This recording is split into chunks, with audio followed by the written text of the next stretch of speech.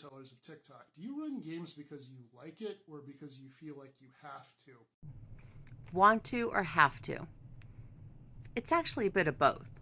Let me explain.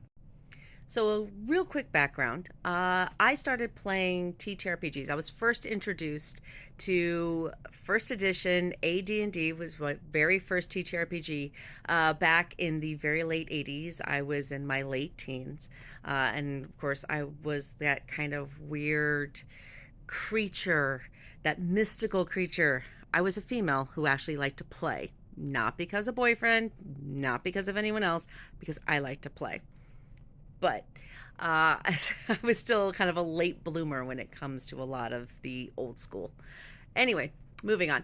A few years later, after I was introduced to TTRPGs, I was introduced to live action games. My college gamer group came across, I forget which one it was, but it was one of the LARP groups. I know we looked at Dagohir, there was Amtgard, there were several.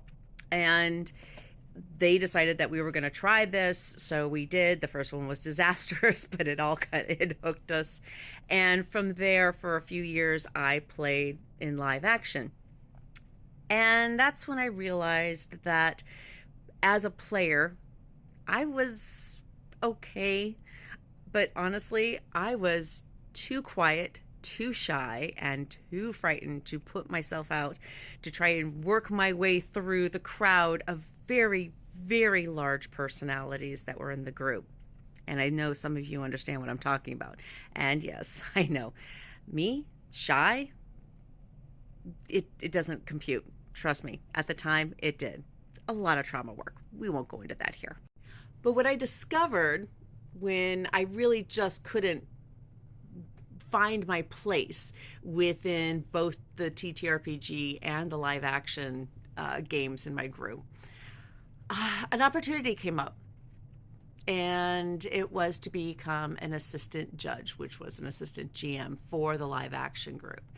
And I jumped on it. I figured, what the heck? I want to see what on the other side. I was kind of curious, and boy, did that change everything. All of a sudden, I discovered what it was like to become a GM, and honestly, I think I took to it like a duck to water. I loved it. I started helping out. I started as an assistant, worked my way up to head. I also started writing. I learned working with mechanics. My whole foundation primarily is in live action because I was able to take on every single role over the years, including designing my own system and everything else. But I found that I loved it. There was something about it that was just wonderful. I loved going to the dark side. I don't know what that says about me. So here it is, about 12, 13 years ago, where I finally discovered a system that somehow nobody in my group had played. And when you are working with people who can recite chapter and verse practically in almost any system that they've ever played before, you can understand how intimidating it is to take on the GM role at your table. I didn't have to. There are tons of people who are running games, but I always wanted to try. And when I found the system, Amazing Adventures from Troll Lord Games, as a matter of fact, that no one had actually ever played. No one had played Castles and Crusades. No one had, and this was a brand new system from them. I fell in love with it, and I said, hell with it. This is my chance. And I became, for the first time, a tabletop GM. And as intimidating as it was, we learned the system together. The group that I ran 2.5-year campaign on that. We learned the system together, and on top of that, I kind of got to learn what it was like to be a tabletop GM, and I loved it. I loved it. So progressively in the last few years, when I've really started to focus on me as an RPG freelancer, working with a number of systems and writing, and finally working on some projects that look like they're actually going to be sold. It's not just one of the ways I've helped to kind of work on things is to become a convention GM. And this has allowed me a few perks. First of all, after the pandemic, and I decided what really makes this little geeky heart flutter and sing. And really the answer kind of came down to one thing. I love going to conventions. I love going to conventions. I love convention life.